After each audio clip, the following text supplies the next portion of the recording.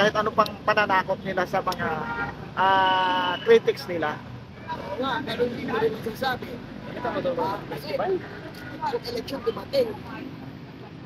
Halos lahat, inaano nila. Binibili na nga nila hanggang ngayon. Binibili nila, ginagawa nilang timawa yung taong bayan. Tulad yan, nung election nila. Halos ilang pass yung dala-dala nila. So BBM pass yan. Nasa ano ako eh. Nasa Boni. Napunta sila doon sa pag-aanohan nila, rally. Ayun.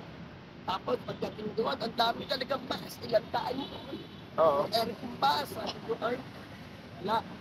Sabi ko, Kahit ano pa nang gagawin nila, ma'am, history repeat itself. Bakit?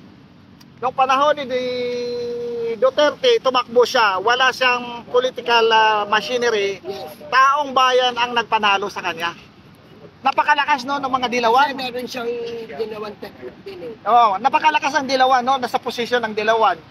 Na si Maruhas, na si Crispo, si Binay, mga Dilawan yan eh. Mga kuan yan eh. Ano saan sila pinulot? Ano bang comment din sa mga gano'n? Sa akin, Dilawan, ano pa ano yun? Sila nag-ano din lang ng mga gusto nila mangyari sa bansa natin. Tumatakbo sila para sa atin. Walang nata akong maisip na homo Dilawan. Dapat natin anohan. Hindi naman ma'am, kaso lang sa history ng gobyerno. Sinasabi na Sa history ng gobyerno, ma'am, no? Yan mga grupo na yan, ay mga support na nila. Kasi kumanta na ma'am yung finance officer na sino? yung masison. Si Omar Sison. Kasi sabi na sa YouTube kumain na sila nangungulikta sa mga mayayaman na para i-finance itong mga CCTV. Nagulat ka ako ha? Sabi ko, bakit gano'n? Na siya mismo nagpatunay na itong mga liberal party. Si Omar Sison yan. Sumusuporta sila kay underground. Kung tutusin naman talaga natin, ang ating namang hangarin para sa ikabubuti ng gobyerno natin, para pumunlad yung economy natin. Pero yung mga revelation ng mga tao na underground, behind sa organization na yun, nakakagulat talaga. Kasi ang ating naman malasakit. Yes, yun naman eh. As far as I know, alam ko hindi naman ano ang mga Dilawan. Concerned sila sa mga kababayan natin. Pero yung Talagang sumusuporta sila. sumusuporta Inaayos nila, hindi naman sila nag-ano pa mo. Gano'n ang kulay nila is ano sila sa bansa natin. sumusuporta sila ma'am, pero yung mga Ang gusto lang nila mabago, maiayos yung ano natin. pero ilang dekada kaya ma'am sila nakakabago. Bakit pinagtikado? Sino-sino ba yung mga Dilawan na sinasabi? Kung maayos naman. Bakit yung ating development ng ating kagaya sa mga peace and order natin, grabe ang ng peace and order natin. Nagyan din si Ninoy. Sa mga ganda, binigyan ng project. Ang infrastructure sa kanya yan, nagpupusan. Ang ano ba? Infrastructure natin. Yan ang highway sa yan, siya ang nag-structure. Tinapos yan, ang siya ang nag-structure. Ang nagpapatakbo, grupo ng council of trade. May mga nagsasalita na gano'n. Sa bagay, lahat naman tayo may kanya-kanya tayong sa mga bawat na ganyan. Ang sa akin, ako wala naman. Yun lang ang aking yun lang ang mga observations.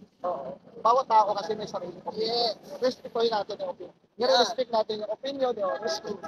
Para wala namang kwan yan na nagpapalitan lang ng kuro-kuro. Para ngayon, ayan na, nakaupo. Sana Maging maayos na. Sundin yung mga sinabi.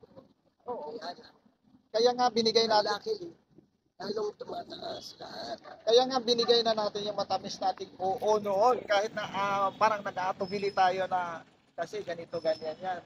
sabi ng May mga... kasalanan naman mga kababayan. Totoo yun ba? Kasi sabi nga, nagkikwentuhan kami ng kapatid ko, no, sa ah, private one sabi, bakit natin ipagbiga kung talaga yung mga pinapangako ay matutupad? O kaya nga, other than that, gumawa siya ng lahat ng tao. O ngayon, ano may masasabi? Ano ang Kasi lahat tayo, dapat. ang masasabi ng mga tao ngayon, nabudol daw. Oo, budol-budol. Kaya wala na tayo magagawa. Anyway, Wala na. 6 years lang naman yan. Diba? Pero ang masama So, naman, sana ayusin na lang natin sa susunod. sa loob ng Ang 6 mga years, choices natin. sa loob ng choices na yan, Papa, sa 6 years natin binigay sa kanya. Mukhang ayaw nang umalis eh. Naman. Kasi nagpo-promote sila ng nagsiship sa gusto amindahan ng ating konstitusyon into parliamentaryo. Anong ibig mo sabihin doon? Ma'am, pag naging parliamentaryo na tayo, government. Ang Chacha yun. Oo. Pero kung talagang hangarin natin ma-improve ang economy natin naman, no?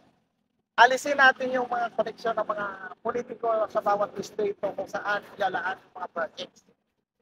Wala dapat sila wala silang approval o ano. Pero mo naman invest na ng isang district sa isang lugar. Noong panahon nga ni Pangulong Duterte, di ba? Maraming mga investor na nagsusumbong na yung mga politiko nanghihingi ng protection money. Ay kung ang investment mo lang ay nasa 10 million tapos hinihingi ni 40% lang. Ano na lang natitira? Sila lang. Tingnan mo, unang-una yung narinig ko sa ano, yung Lahore project sa umalis ang mga Koreano dahil yung panahon. Kaya, ayaw na natin pangalanan dahil hindi na siya ngayon public official. Umalis yung mga Mahirap Koreano. din magsalita dahil wala na siya. Oo. Hindi na siya public official. Ano na, hindi niya may pagtatanggol sa akin. Oo. Ngayon, Pero as far as I know, maraming nagawa. At marami hindi siya marami nangrap. din mga project. Hindi siya nag-ano ng mga ano natin. Kasi sa ibang bansa, ano na, Pero yung Koreano na yon nung panahon na ni Duterte, bumalik sila, tinapos yung project na yon. yeah. Ngayon, ang parang assurance kasi ni Duterte doon, kung sino may politiko na yan, ay papuntahin ng kami ko. Ay, sasampal. Kaya tinapos yung tawag sa panahon panahon na talaga dahil maraming mga politiko na mga sugapa sa pera. Ganun talaga. Buhay. Ano nga pa ng ano yan? Anong ano yan? Ano yan? Sa dark namin may tropang OFW sa akin. Tropang OFW sa akin.